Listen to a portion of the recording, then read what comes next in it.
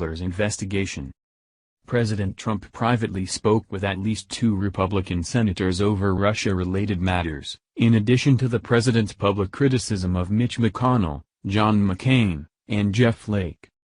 Trump is frustrated over a bipartisan bill sanctioning Russia and tried to change Senate Foreign Relations Chairman Bob Corker's views on the matter, saying that it wasn't good policy. Trump contended that the bill was unconstitutional and said it would damage his presidency. Corker told Trump the bill was going to pass both houses with bipartisan support. He was clearly frustrated, one person said of Trump's call with Corker earlier this month. The bill cleared Congress overwhelmingly last month and Trump grudgingly signed it on August 2. Senator Thom Tillis is working with Senator Chris Coons on the legislation planned to protect Robert Mueller, the special counsel investigating Trump's connections with Russia.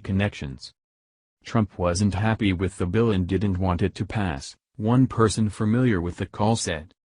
A Corker spokeswoman described the late July conversation as a productive conversation about the congressional review portion of the Russia sanctions bill. White House spokeswoman Lindsay Walters said, "We do not comment on private conversations the president has with members of Congress. We are committed to working together on tax relief, border security, strengthening the military, and other important issues." A separate statement from the White House press secretary Wednesday said that Trump and McConnell will hold previously scheduled meetings following the August recess to discuss these critical items with members of the congressional leadership and the president's cabinet.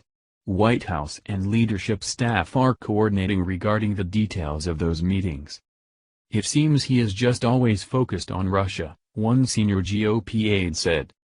Trump's demand on funding his long-promised U.S.-Mexico border wall promises to further strain relations with Senate Republicans. At the rally in Phoenix, the president said, "If we have to close down the government, we are going to build that wall."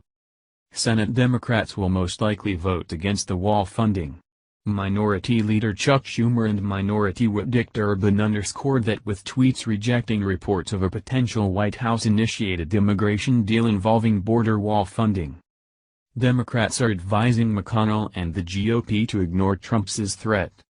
"There's a big task in front of us that requires bipartisanship, and may require bucking the president, and that's keeping the government funded," one senior Senate Democratic aide said. "We saw back in April, when the White House was making threats on the wall, that Republicans ignored those threats.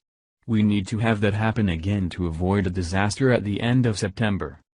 Some Senate Republicans ignored Trump's wall plans before leaving Washington for August recess. They suggested a $15 billion border security measure that features smart, multi-layered infrastructure, but not Trump's advanced physical barrier. Trump's team is pressuring Republicans that failed him when they voted no on the Obamacare repeal. Trump's campaign launched an online petition this week, in which he's urging supporters to directly lobby the GOP Senate for a down payment on the wall. Speaker Paul Ryan, our whip, declared, "I don't think anyone's interested in having a shutdown. I don't think it's in our interest to do so." Trump and McConnell are expected to meet for the first time since the recess. "We have regular meetings, and the White House and members of the congressional leadership have been working on the next meetings after recess," McConnell spokesman Don Stewart said by email. "But any scheduling announcements will come from the White House. The president and I, and our teams, have been and continue to be in regular contact about our shared goals," McConnell said, before outlining the party's agenda. "We have a lot of work ahead of us, and we are committed to advancing our shared agenda together, and anyone who suggests otherwise is clearly not part of the conversation." Thank you for watching this video. What do you think about this? Share this on Facebook and Twitter along with your comments.